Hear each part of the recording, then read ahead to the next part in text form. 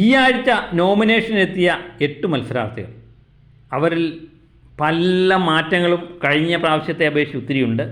അപ്പോൾ അതുപോലെ ലക്ഷ്മി തന്നെയാണ് ഈ പ്രാവശ്യം 5 വോട്ടുമായിട്ട് 1-ാം സ്ഥാനത്ത് നിൽക്കുന്നത്. 2-ാം സ്ഥാനത്ത് ഒത്തിരി ആൾക്കാരുണ്ട്.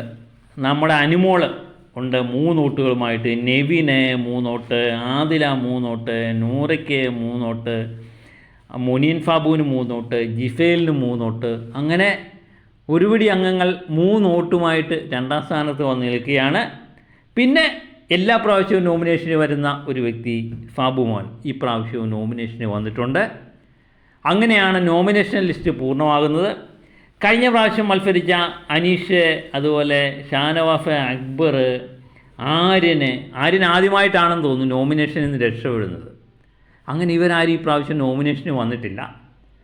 ഇതിൽ നിർണായകമായി എനിക്ക് തോന്നുന്നത് നമ്മുടെ മുനീൻ ഫാബു, നെവിന്, ആദില, ഇവർക്കൊക്കെ തന്നെയാണ് നിർണായകം. പിന്നെ അതുപോലെ തന്നെ ഫാബുമോൻ്റെ കാര്യം പിന്നെ പറയാതിരിക്കാം. കഴിഞ്ഞ ആഴ്ച ഫാബുമോൻ പുറത്താകാതിരുന്നത് അനുമോളുടെ ആരാധകരുടെ വോട്ട് കൊണ്ടാണെന്നൊരു കിംവദന്തി ഉണ്ടായിരുന്നു.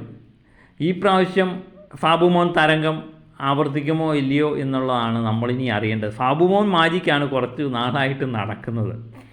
ഫാബുമോൻ പുറത്തു പോകും എന്ന് നമ്മൾ പറയുന്നു, അത് അല്ലാതെ വേറെ ഒരു മത്സരാർത്ഥി പുറത്തു പോകുന്നതാണ് നമ്മൾ കാണുന്നത്. ഈ പ്രാവശ്യം അതിനുള്ള ഭാഗ്യം ലഭിക്കുന്നത് ആർക്കാണെന്നുള്ളതാണ് നമ്മൾ നോക്കിക്കാണുന്നത്. ഏതായാലും എൻഡിനോട് അടുത്തുകൊണ്ടിരിക്കുകയാണ്. അപ്പം മിക്കവാറും ഈ 2 മത്സരാർത്ഥികൾ ഇനിയുള്ള ദിവസങ്ങളിൽ പുറത്തു പോകാനുള്ള സാധ്യത കാണുന്നുണ്ട്. അതിൽ ഞാൻ ഈ പറഞ്ഞ പേരുകളെല്ലാം തന്നെ നിർണായകമായി വരുന്നുണ്ട്. പിന്നെ കാത്തിരിക്കാം. 1-ാം സ്ഥാനത്തിന് എനിക്ക് തോന്നുന്നു ഈ പ്രാവശ്യം അനുമോൾ തന്നെ ആയിരിക്കും 1-ാം സ്ഥാനം പിടിക്കാൻ പോകുന്നത്. വേറെ ആരും അനുമോൾക്ക് ഭീഷണിയായി ഉയർത്തുന്നില്ല. നമുക്ക് കാത്തിരിക്കാം. നിങ്ങളുടെ ഇഷ്ട മത്സരാർത്ഥിക്ക് വോട്ട് ചെയ്യുക, അതുമാത്രം നിങ്ങൾ ചെയ്യുക.